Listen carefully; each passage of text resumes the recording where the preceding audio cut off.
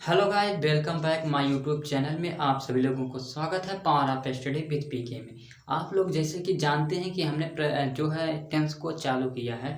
तो हमने कल पढ़ा था प्रेजेंट इंडेफिनिट टेंस का जो है नेगेटिव सेंटेंस के बारे में। ठीक है, आज हमारा तीसरा लेक्चर है। आज हम पढ़ने वाले हैं इंट्रोगेटिव के बारे में। ठीक है, आप लोगों को उम्मीद है कि बढ़िया से समझ में आया होगा। अगर नहीं समझ में आया होगा तो आज कोशिश रहेगा कि उसे ज़्यादा और अच्छे से समझाएं। ठीक है, तो यहाँ पे हम ज़रा सा रिवीजन कर देते हैं पिछले पार्ट का कि हमने क्या बताया था। ठीक है, हमने यही बताया था कि प्रेजेंट इंडेफिनिट टेंस की जो पहचान होती है वह ता है, ती है, ते है, ता हूँ आदि शब्द के बाद है आता है। ठीक है, ये हमारी प्रेजेंट इंडेफिनिट टेंस की पहचान थी। और प्रेजेंट इंडेफिनिट टेंस की अगर सहायक क्रिया के बारे में बात करते हैं तो डू और डज होता है। ठीक है, डू और डज होता है। एक वचनकर्ता के साथ ही, सी, इट या किसी का नाम हो तो वहाँ पे डज का प्रयोग करते हैं। यू, वी, दे, आई के साथ जो है यानी कि बहुवचनकर्ता के साथ डू का प्रयोग करते हैं। ठीक है, ये तो हमारी सहायक क्रिया की बात हो गई। ठीक है, अगर अफर्मेटिव में बात करते हैं प्रेजेंट इंडेफिनिट टेंस के अफर्मेटिव यानी कि साधारण वाक्य में अगर बात करते हैं तो वहाँ पे डू और डज का प्रयोग ना करके यस या ईएस का प्रयोग करते हैं।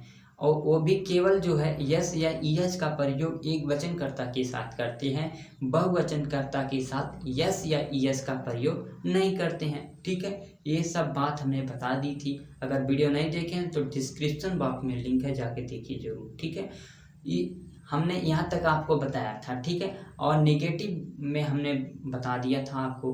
ठीक है, तो यहाँ से आज हम और एक हमने कंडीशन आपको बताया था नेवर के लिए। ठीक है, तो नेवर के लिए हमने बताया था जब भी वाक्य में निगेटिव वाक्य में आता है नेवर का प्रयोग। ठीक है, जब भी वाक्य में हमारा कभी नहीं शब्द आए, ठीक है, तो वहाँ पे सहायक क्रिया का प्रयोग यानी डू और डज का प्रयोग ना करके जो है साधारण वाक्य में यस या ईएस का प्रयोग जिस तरह से करते हैं एक वचन कर्ता के साथ, उसी तरह से यदि हमारा कर्ता एक वचन रहेगा तो यस या ईएस का प्रयोग करेंगे। यदि कर्ता हमारा बहुवचन होगा तो यस या ईएस का प्रयोग नहीं करेंगे और उसकी जगह पे नेवर का प्रयोग कर देंगे। ठीक है, तो आज हमें प्रश्नवाचक का पढ़ना है। तो प्रश्नवाचक के बारे में आज देखते हैं।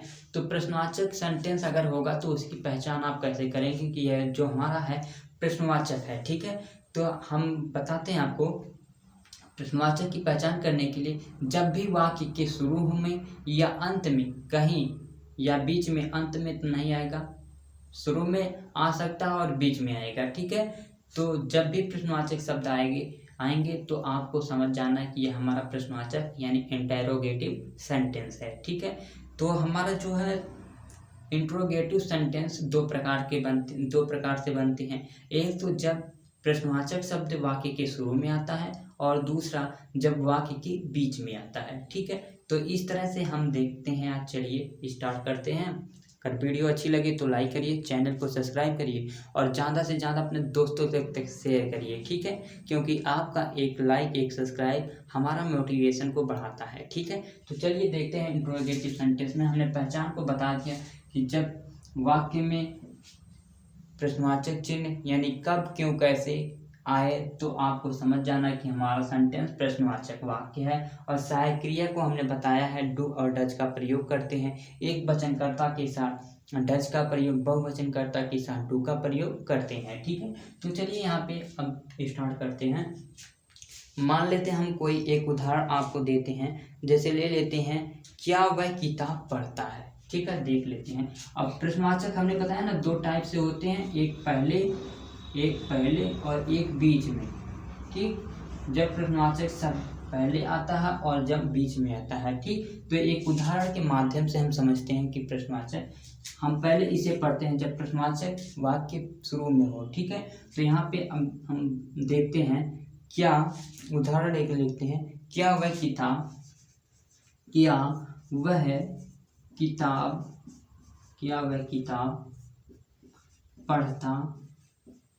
पढ़ता है। क्या वह किताब पढ़ता है, प्रश्नवाचक है तो प्रश्नवाचक का चिन्ह आप जरूर लगाइएगा वरना गलत हो जाएगा। ठीक है, तो क्या वह किताब पढ़ता है, ठीक है।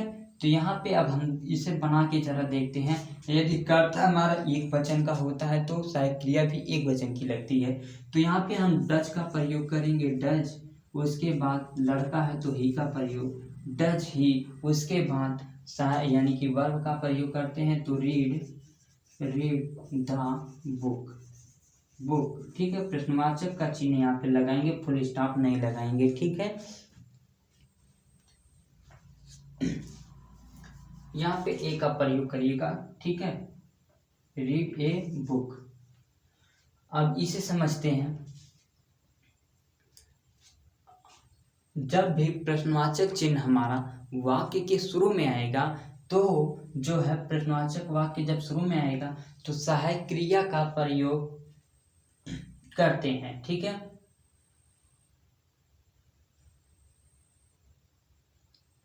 सहायक क्रिया का प्रयोग करते हैं।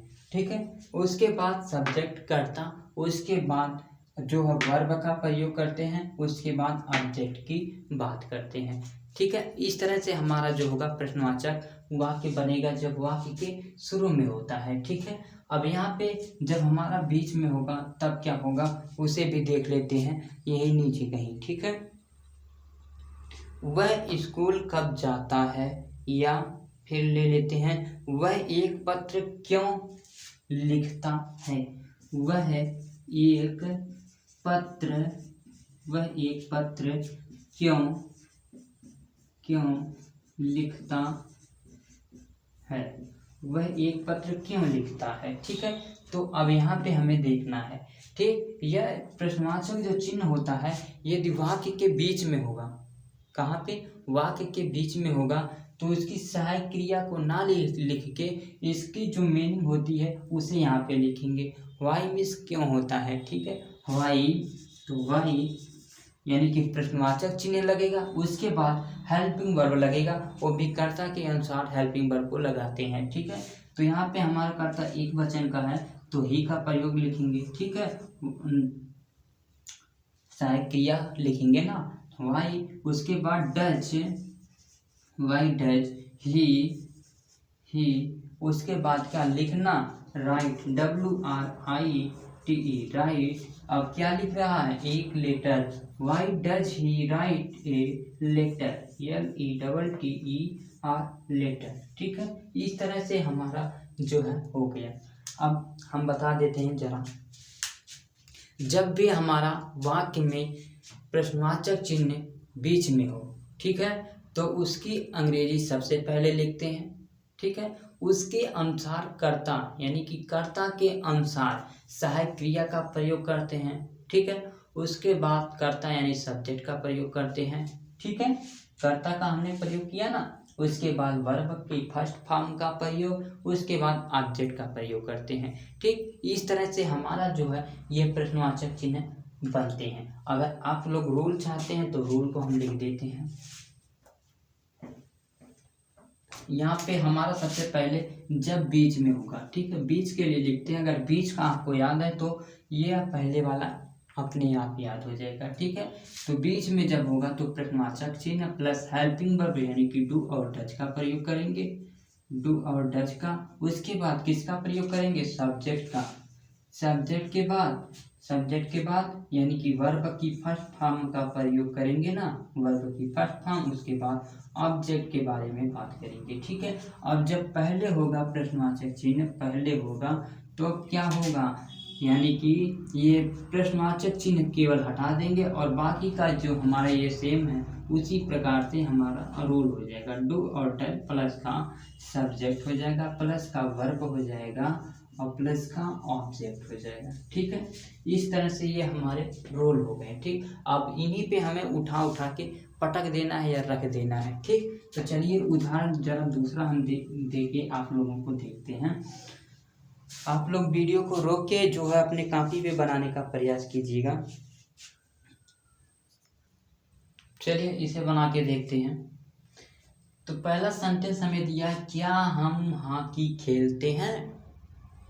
सबसे पहले हमें टेंस की पहचान करनी है, टेंस हमारा कौन सा है। हिंदी वाक्यों के अंत में ता है, ती है, ते हैं, ता हूँ आदि शब्द आए तो वह हमारा जो है प्रेजेंट इंडेफिनिट टेंस होगा।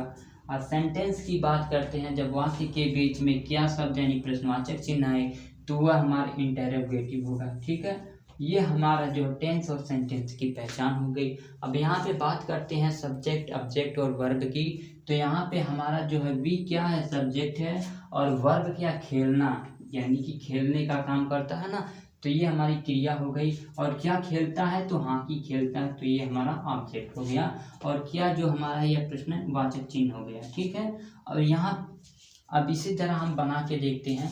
अब इस वाला जो है ये हमारा जब प्रश्नवाचक चिन्ह वाक्य के शुरू में हो यानी कि पहले हो, तो इस फार्मूले पे उठा के रख देते हैं। यदि कर्ता हमारा एक वचन का है तो डच का प्रयोग, यदि कर्ता बहुवचन है तो डू का प्रयोग करते हैं। तो यहाँ पे डू, उसके बाद सब्जेक्ट है तो वी का प्रयोग करते हैं, डू वी, उसके बाद वर्ब है तो यानी कि play, play, do we play, उसके बाद क्या ऑब्जेक्ट है, हॉकी, तो do we play the hockey, the hockey, HOCKEY, hockey प्रश्नवाचक चिन्ह है। ठीक है, अब जरा नीचे वाला बना के देखते हैं कि ये हमारा सही है या फिर कैसे बनेगा।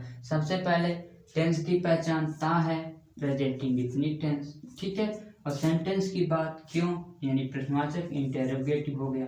ठीक है, इस तरह से हमने टेंस और सेंटेंस की पहचान की। उसके बाद सब्जेक्ट, ऑब्जेक्ट और वर्ब की पहचान करते हैं, तो वह हमारा सब्जेक्ट हो गया और खाना हमारा वर्ब हो गया, और ये वाला खाना जो है ऑब्जेक्ट हो गया। ठीक है, ये हमारा फूड वाला खाना है और ये हमारा ईट वाला है, मतलब ये खाने की जो प्रक्रिया होती है, क्रिया, वो हमारा कर रहा है, और जो भोजन होता है उसे जो है खाना है ये। ठीक है, अब यहाँ पे इस वाले फार्मूले को उठा के रखते हैं। जब प्रश्नवाचक चिन्ह बीच में होती है तो उसकी अंग्रेजी सबसे पहले लिखते हैं, तो यहाँ पे वाई हो जाएगा, वाई, उसके बाद प्रश्नवाचक चिन्ह, उसके बाद सहायक क्रिया, एक वचन है तो डच, बहुवचन है तो डू, यानी कि एक वचन है तो यहाँ पे डच का प्रयोग करेंगे, वाई डच, उसके बाद सब्जेक्ट हमारा जो है ही है तो ही लिखेंगे, उसके बाद क्या लिखेंगे, उसके बाद वर्ब लिखेंगे, यानी कि ईट, ईट, और क्या, ईट द फूड, क्या खा रहा, फूड, यानी कि खाना खा रहा। ठीक है, प्रश्नवाचक का चिन्ह। इस तरह से हमारा जो इंटरोगेटिव आज समाप्त होता है। अगर आपको वीडियो अच्छी लगी हो तो लाइक करिए और चैनल को सब्सक्राइब करिए, ज़्यादा से ज़्यादा अपने दोस्तों तक शेयर करिए। अगर आप लोगों का सपोर्ट रहा तो पूरे टेंस को हम जो है प्लेलिस्ट बना के एक एक वीडियो को बाकायदे से बताएंगे। ठीक है, अगर आपको नहीं समझ में आता है तो भी कमेंट करिए, मैं फिर से आप लोगों के लिए वीडियो बनाऊंगा, उसके बाद आपको दूंगा। ठीक है, आप लोगों से एक और रिक्वेस्ट है कि वीडियो को ज़्यादा से ज़्यादा अपने दोस्तों तक शेयर करिए। ठीक, और सब्सक्राइब भी करिए, खुद करिए और दूसरों से भी करवाइए। ठीक है।